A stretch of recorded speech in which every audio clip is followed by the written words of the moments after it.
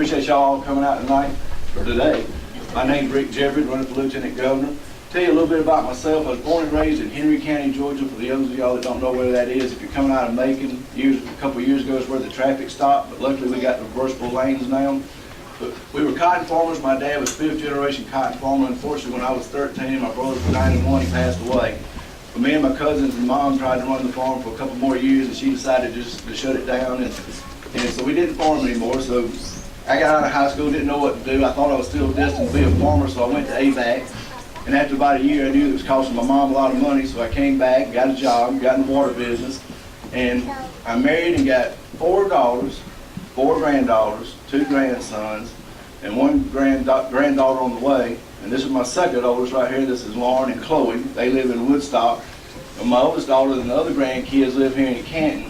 So when the youngest daughter turns 18 and gets out of high school, we're looking to come to Cherokee County or Pickens County. So we hope to be residents here in a few years. But like I said, got in the water business. Started my own company in 1999. It was kind of small, and we started off kind of slow. And the city of Locust Grove asked me to be the city manager. I really didn't want the job, but I took it. That was my hometown. It was growing. And then, after I did that for about 6 years, a bunch of my buddies taught me into running for county commissioner. I don't know if they're my buddies anymore, because that's a tough job for some of y'all that are running for county commissioner. And then in 2010, there was an open Senate seat. And the commissioners I was working with at the time, they said, Rick, with your background and being in the city and county, we didn't feel like we had the best representation in the world in Henry County. So I ran for Senate and won in 2011. But why am I running for Lieutenant Governor? As I've worked around the state, my little company works for 53 cities now. We work for 3 or 4 counties. We work for a bunch of private water and sewer systems. Here's the problem I see everywhere we go. Every company, Lauren's husband, my son-in-law, he told me the other day, he said, Rick, we quit trying to recruit people because there's nobody to recruit. We have to go to other job sites and say, you make $18 an hour, we'll pay you $20 to go to work with us. Look, we've been the #1 state to do business for 5 years in a row, but we're all-time low in unemployment. There's no workforce. When I was in high school, and like a lot of y'all, there were vocational classes. A lot of counties got away from vocational classes. I took electromechanics, I took woodworking.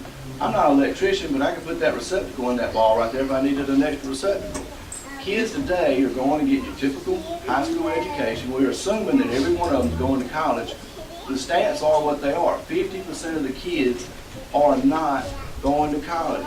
In Henry County, we're going to do a pilot program. I'm really not going to do a pilot program. We're doing it, but I think a lot of people need to look at what we're doing. When I graduated from Henry County, there was 2 high schools. Henry County's grown. We've gone from 17,000 people to about 240,000. Y'all know that here too. So we're taking Henry County High School because we got the Career Academy next door. We got the technical college next to that. I've raised 4 daughters. You know by the 9th grade whether they're going to college or not. If you're a good parent, you pretty much know where they're headed. So if you're a parent and you know your kid's not going to college, what do you do? At Henry County, they're going to have 47 trades at that high school, and it's going to start in the 9th grade, not the 11th grade or 12th grade. It's going to start in the 9th grade. When I was at Henry County, we had snapper lawnmowers. I'm sure all of y'all have heard of snapper lawnmowers. 10% of our graduating classes back in those days knew they were going to work for Snapper. So they had small engine repair, they had painting classes, they had metal classes. That's where we got to get folks. These high school students that don't go to college, they're not ready. I was in Colquitt County and I made the same speech and I said 50% of the kids aren't going to college, and the guy interrupted me. He said 50%. He said, where'd you get that stat? I said, that's just a statewide stat. He said, it's 20% down here. So if you know 80% of them aren't going to college, y'all need to work on how we're educating our kids. Being what I do and being a city manager, the second thing I'm running on, and several bills that I passed when I was in the Senate, is rules and regulations. We got federal rules and regulations. We got state regulations. We got local regulations. And I know some people in here will know this. When you have to build, when you want to disturb more than 1 acre to expand your company, build whatever you're going to build, you got to send your plans into the state. You got to give a soil erosion permit. They got 45 days to review those plans. I, for one, and been in this business a long time, have never seen them approve those plans on the first go. They're going to always find something to do, mark it up, and then guess what? Got 45 more days. I have seen it even go another 45 days. To me, that is ridiculous. You want to know the ridiculous part about it? If a civil engineer who went to Tech or wherever he went, got his degree, has to practice under somebody for 2 or 3 years before he can get his PE license and pass a test. He's the one that sends those plans in. Well, the state does have some engineers on staff, but guess what? You can go to a 2-day class, take an open book test, and get what they call a blue card and a red card. And I used to have one. I was city manager of Locust Grove. I can review those plans with the state of Georgia and tell that engineer his plans are wrong. Does anybody see a problem with that? I see a big problem with that. And that, matter of fact, like 2 years ago, I dropped a bill that was going to speed it up from 45 days to just 30 days. Get them back to us in a month. Every soil person in this state showed up in my committee hearing and just went nuts. And I tried to explain to them, why do you think it takes 45 days? It just takes 45 days. I mean, it's just a tradition. That's what they think. And I'm an infrastructure guy, like I said. And as I was driving up here today, I saw in the paper they're about to finish the reversible lanes up here. Y'all got something to look forward to. In Henry County, everybody said, oh, those reversible lanes aren't going to work. This is the worst money we've ever spent. Y'all don't know how big a difference it's going to make. In Henry County, when I was going to the Capitol every day, I always left at 6:30 before those lanes were open. I left at 6:30.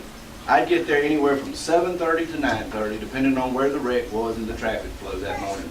After they put those lanes in, I left at 6:30. The latest I ever got there was 15 to 8. So don't tell me it makes a difference, because Henry County's brutal, just like y'all brutal out here on 75 and 575. We talked about education. Another thing that I'm going to ask a question. My oldest daughter to the daughter that just graduated college, there's a 6-year difference.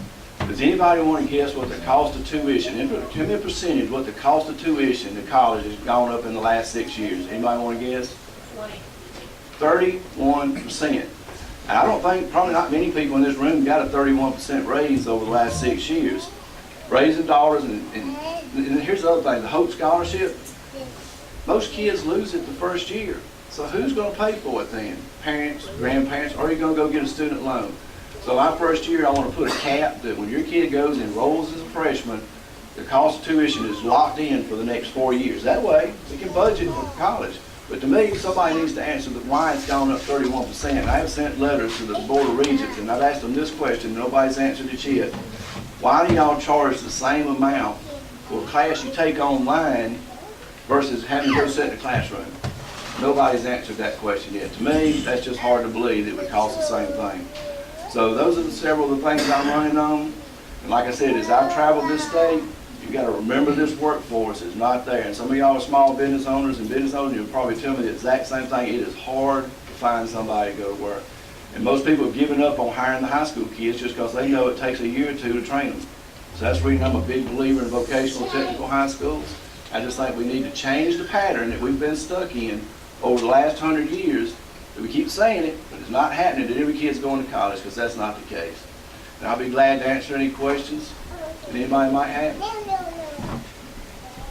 Yes, ma'am. I asked one of my suppliers who's on the Board of Regents why they didn't freeze tuition, because when I got my degree at Barry, they froze tuition. And he said they tried 1 year and it's physically not possible. I don't believe that, but that's their answer. I don't believe it. They did it under Sonny Perdue when he was governor. He kind of fussed about it. I think they did it for 3 years and they reverted it right back. Yes. Because the Board of Regents kind of sits out there in their own little world, and the legislators don't have a lot of say over them, and I think the legislators need to go get a little bit more. Something needs to be passed and we kind of reel in the Board of Regents. Because they're taking the HOPE money, because the HOPE money is coming in. They know it's coming in. Raise the rates. Let's get a little more money because we know it's coming in. Here's a stat that most people don't know. In my first year there, we had to lower it from 100% to 90% because HOPE was going broke. 61% of kids lose the HOPE first year. If that number was cut in half, HOPE would go broke in 3 years. If our kids got smarter, they'd go broke. I mean, think about that. That's kind of a scary stat. They kind of hope those kids are going to lose HOPE that first year because they know they'll be out of money. Yes, ma'am. I spend a little bit of time every year down at the Capitol, and Josh McCoon, who's running for Secretary of State, requested that the Senate Rules Committee change the rule on recordation of votes. Because many times a bill or an amendment will come up, and the senators do not have a recorded vote on whether or not to vote on the amendment, which means that you really can't tie people down. Right. So what do you think about making the procedures and the votes recorded? And my second question is, since as the head of the Senate, you would have a lot of control over what hit the floor, how do you feel about efforts to limit illegal immigration? And I know that the employers are very unhappy because it's hard to get employees, so I understand why they like the illegal aliens, but Right. those questions I would like to have addressed. Okay, I'm all for you should know how everybody votes. I don't never like to show of hands, and that's what you do on amendments. I think it needs to be recorded. There's several things that need to be changed. It's not just the Senate, it's the General Assembly in general. I met the Speaker a couple months ago, and I said, I hope you're not into this tradition of going to midnight on day 40 and then crossover day. I want to be home for dinner, because in my 7 years, bad things happen after 6 o'clock on crossover day and day 40. Jeff will tell you, Mike will tell you, it's bad. And so you're there 40 days, why wait for 2 days to get business done? And I agree, they should be recorded. And going back to illegal immigration, I think we passed that in 2011, I think it was my first year. But when you go, as I travel to South Georgia, farmers are mad because they don't have the work for us. I met a tomato farmer down in Thomasville. He said, Rick, we used to get 3 pickings a year at the first. Now we might get a second. We never get a third anymore. We give it to the food banks. We say, look, we got nobody to pick it. So if y'all want to go pick, go help yourself. He said, y'all cost me money. And then you get around Atlanta, and people want, oh, if they're not legal, they want them gone. And I agree, if they're not legal, they need to be gone. But the federal government needs to figure out a better way to get green cards and get these people so they can get down there and pick these crops. I mean, that's the thing we got to work on. That's not a state issue.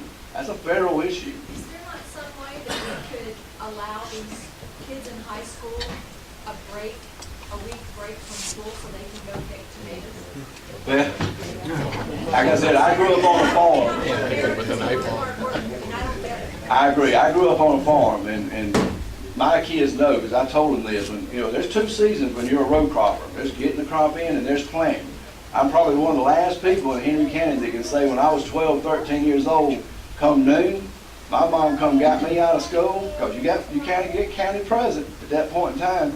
And I went and was either driving a harrow, or I was driving a combine, or we were baling hay, because you got those moments, about a week or 2, when you got to get the crop in, you got to get the crop planted.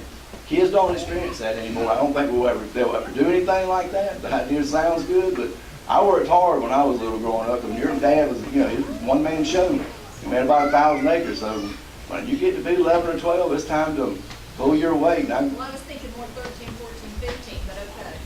Then you'll get into all the child labor laws and all that. Sorry. Anybody else? Again, thank y'all. Again, I'm Rick Jeffares, running for Lieutenant Governor. I'd love to have you vote.